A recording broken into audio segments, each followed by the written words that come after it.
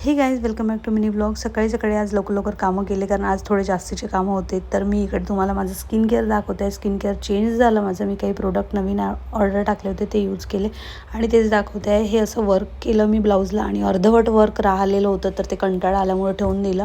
त्याचसोबत मी इकडे माझे कामं झालेले दाखवते आहे। माझी पूजा वगैरे, माझे कपडे वगैरे धुवून झाले। गौरव तिकडे त्याचं ऑफिस करत होता आणि त्याचबरोबर आज हे काम मी काढलेलं होतं म्हणूनच आज लवकर कामं केले मी।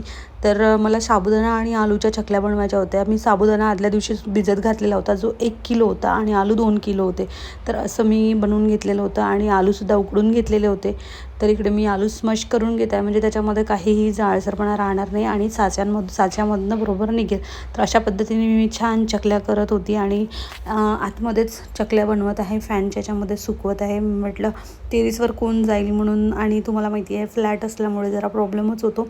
मी तर चकल्या घरी बनवणार होती पण काय झालं, गावाला गेलं की असाच वेळ निघून जातो म्हणून मी चकल्या काही बनवल्या नाही। भगर आणि आलूचे पापड मी तिकडनं बनवून आणले आणि इथे आल्यावर मी आता या आलू आणि साबुदाण्याच्या चकल्या बनवते आहे। मला तर या सगळ्या गोष्टीची आवड आहेच, तुम्हालासुद्धा अशी आवड आहे का? आणि आता उन्हाळी आळवणीच्या गोष्टी आहेत त्या सगळ्या तुमच्या झाल्या का नक्की सांगा। तर चला भेटूया नेक्स्ट मिनी ब्लॉगमध्ये, तोपर्यंत बाय।